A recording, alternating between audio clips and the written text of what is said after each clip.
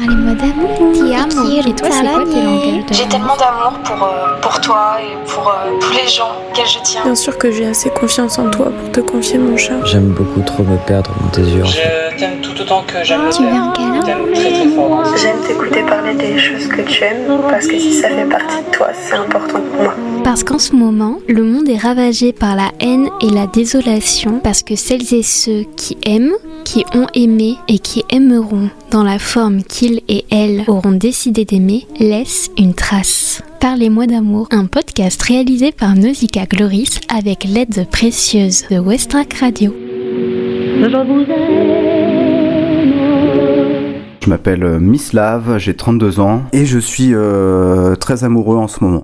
Mon père est croate, ma mère est française. En gros, ma mère était partie avec son CE voyage organisé en Croatie et mon père faisait un boulot étudiant dans l'hôtel dans lequel ma mère se rendait et puis ils se sont rencontrés comme ça. C'est comme ça qu'ils se sont rencontrés et que je suis né de cet amour. Est-ce que tu trouves qu'il y a des différences entre l'amour dans la tradition et la culture croate et l'amour dans la tradition et la culture française, comme toi tu as pu le voir en tant qu'enfant d'une personne croate? J'ai pas forcément l'impression, parce que en fait mes deux parents sont catholiques, du coup ils ont beaucoup été rapprochés par ces mêmes valeurs, au-delà de la langue et tout, ils partageaient les mêmes valeurs, donc j'ai pas trop ressenti ça à ce niveau-là. Enfin voilà, après je pense que c'est une histoire de culture, donc dans ces cas-là je pense pas qu'il y ait forcément trop de différence. Comment tu sais que t'es amoureux? Je saurais pas trop le décrire quoi, ça, pour moi je me pose pas la question, dès que je me sens bien avec une personne et qu'il y a ce feeling et tout, que tout vient assez spontanément, je me dis que c'est là que tu te dis que t'es un peu amoureux quoi, enfin que t'es amoureux. Et aujourd'hui tu vis avec la personne avec qui tu es amoureux? Oui, je vis avec elle, ouais. Est-ce que ça se passe bien de passer de on est amoureux à vivre ensemble? En fait, ça s'est fait un peu naturellement. Elle venait de plus en plus à la maison et en fait, je me suis même pas posé la question. Elle changeait d'appart et elle se disait peut-être reprendre un autre appart entre temps. Sauf que du coup, il s'est écoulé du temps, mais je me suis dit reste ici quoi, c'est trop cool. Enfin, ça s'est fait naturellement quoi. Bon, après, on a tous un peu notre caractère et tout, mais je veux dire ça, quand on s'aime, on s'en fout un peu quoi, on s'adapte et voilà. Et c'est quoi l'amour en fait? C'est la question quoi. L'amour pour moi c'est un infini bonheur quoi. Enfin ça peut être le bonheur mais aussi le partage de situations plus difficiles et surmonter ça ensemble et enfin ouais globalement pour moi c'est ça l'amour, vraiment se donner pour une personne et un peu la sublimer aussi. Et alors c'est quoi la différence entre l'amour et l'amitié? Pour moi, la différence entre l'amour et l'amitié, c'est aussi le temps que tu te donnes aux personnes, le partage. Ouais, parce que, pour moi, quand t'es amoureux d'une personne, tu vas, par exemple, des fois avoir envie d'acheter une maison avec cette personne, fabriquer des êtres humains avec cette personne, ce qui est pas rien. C'est fruit de l'amour et partager ça. Les amis, tu vas partager certaines choses comme une passion, un sport, des moments, bien sûr, mais l'amour, tu te donnes vraiment pour la personne à fond et je pense que c'est ce qui démarque un peu l'amour de l'amitié. Et toi, t'as envie de fabriquer des humains? Je veux bien essayer, ça fait peur, mais j'ai bien envie de me lancer, de faire ça avec mon amoureuse. Bientôt? Chaque chose en son temps. Là, ça fait 1 an qu'on est ensemble. Je me dis qu'on a quand même encore des choses à parcourir ensemble avant de se lancer dedans, mais on en a déjà parlé et je pense que ça viendra naturellement au bon moment, quand on aura chacun franchi certaines étapes et qu'on se sentira prêt à vouloir être parent. Est-ce que t'as toujours voulu être parent? J'ai eu envie d'être parent, mais en même temps non, parce que ça me fait peur, parce que je suis encore un enfant, je pense, dans ma tête.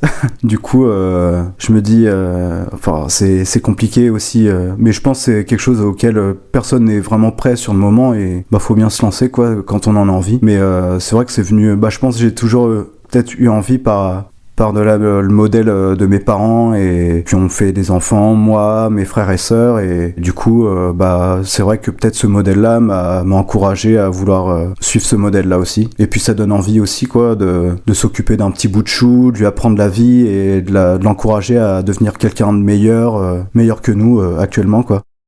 Mon papa, il a toujours voulu être papa dans sa vie et il m'a dit que pour lui le sens de sa vie, c'était vraiment d'avoir des enfants, et que pour lui, la source de son bonheur, c'était vraiment ses enfants.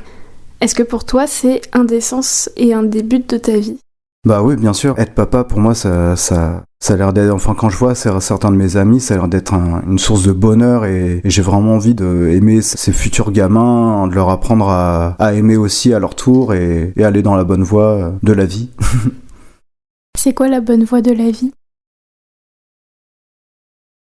Être là pour les autres et donner toujours plus d'amour aussi aux autres. Je pense que c'est mon côté catholique qui doit dire ça.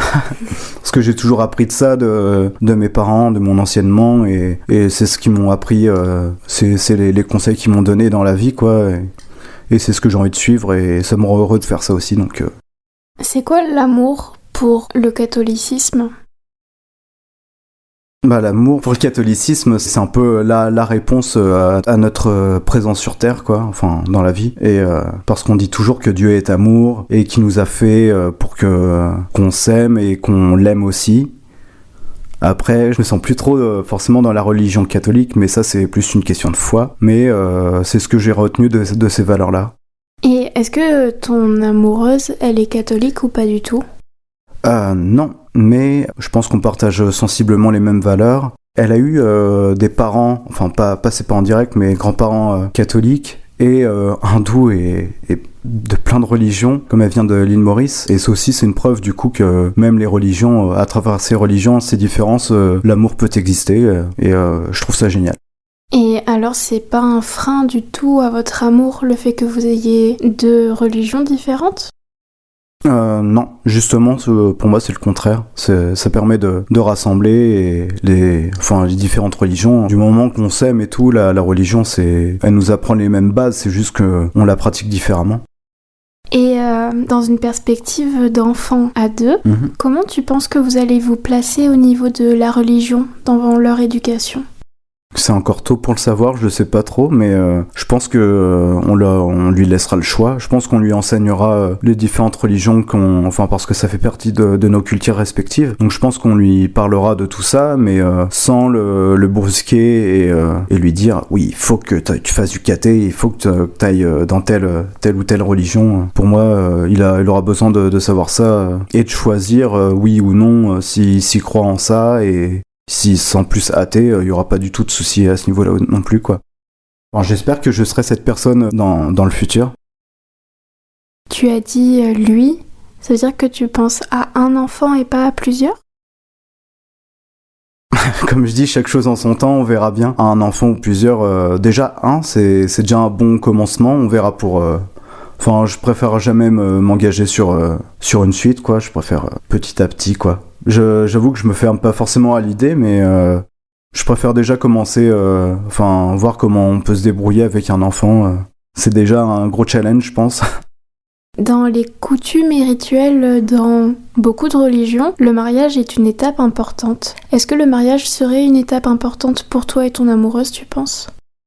Je pense que ça pourrait l'être. J'ai l'impression de m'être un peu éloigné de ce modèle sur le mariage et tout ça. Et je me dis, même si on était amené à se marier, on pourrait autant se marier dans 3 ans, dans 20 ans, ça fera pas de différence. Enfin, même si on se marie à 60 ans, ce serait aussi beau que dans nos années là. Et est-ce que vous avez des projets futurs qui ne soient pas des enfants ? Bah déjà construire notre relation ensemble. Enfin là c'est encore tout récent. On est des bébés, quoi.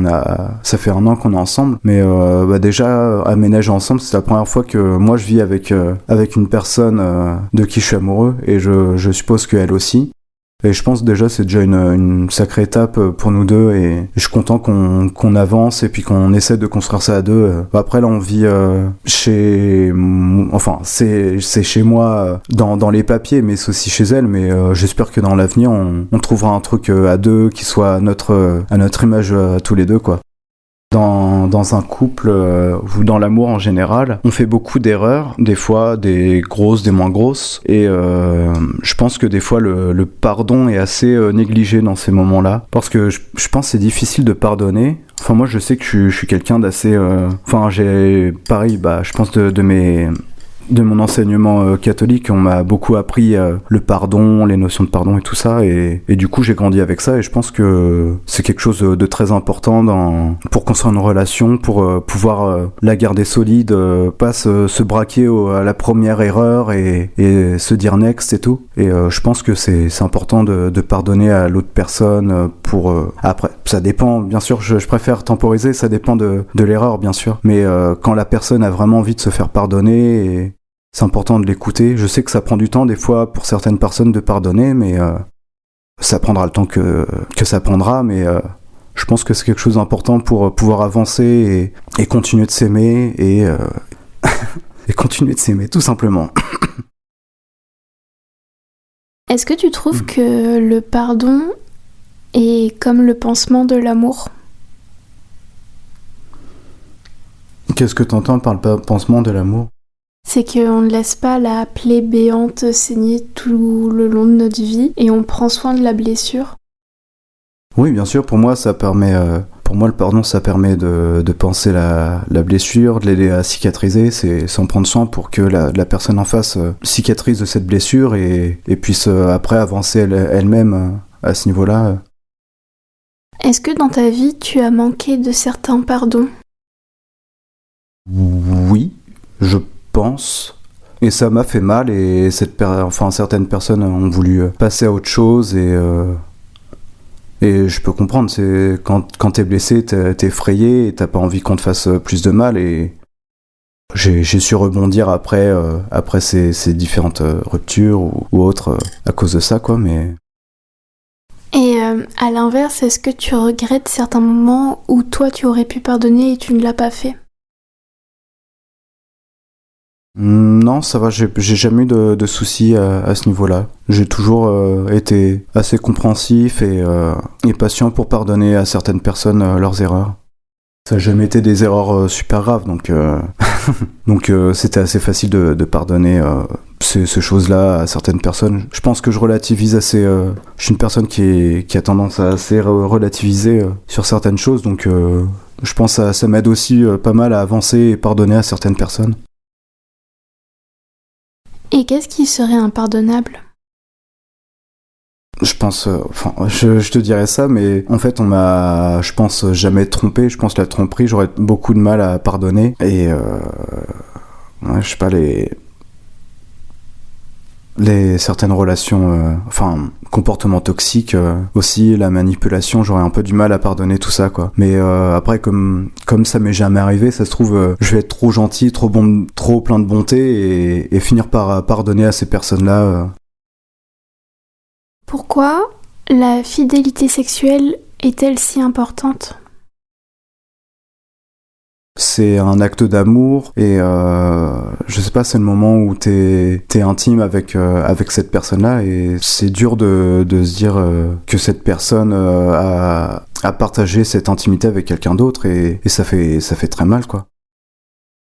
Et que fait-on de la fidélité amoureuse alors qu'on ne peut pas contrôler nos sentiments ?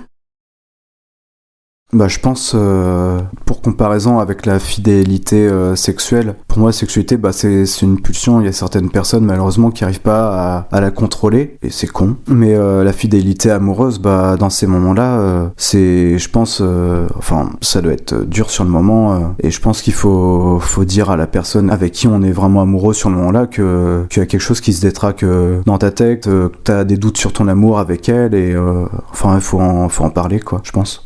Ça doit pas être facile, je dis pas que ce serait aussi facile si ça m'arrivait, mais faut s'accrocher et prendre son courage et le faire, quoi. Est-ce que Dieu est amour ? J'aurais tendance à dire oui, parce que c'est ce qu'on m'a inculqué, et j'ai vraiment envie d'y croire aussi, je pense, parce que y a tellement d'amour dans le monde, mais c'est vrai qu'à côté il y a tellement de gens qui font du mal aux autres, et c'est dur de croire, je pense, dans ce moment-là, qu'il y ait quelqu'un au-dessus de tout qui nous a envoyé ça pour l'amour et tout, et nous laisser nous entretuer. Et c'est une question difficile à répondre, mais comme je suis qu'un être humain, c'est la seule réponse que j'aurais à dire. Vous venez d'écouter le 56e épisode du podcast Parlez-moi d'amour, en compagnie de Miss Lave, 32 ans, agent maritime. La chanson que vous êtes en train d'écouter a été choisie par Miss Lave et il s'agit de I Will Have to Say I Love You de Jim Croce. Si vous aussi vous voulez parler d'amour en ma compagnie, n'hésitez surtout pas à m'écrire à l'adresse nausicaa@west-track.com ou sur Instagram sur le compte Nausicaa Farnham.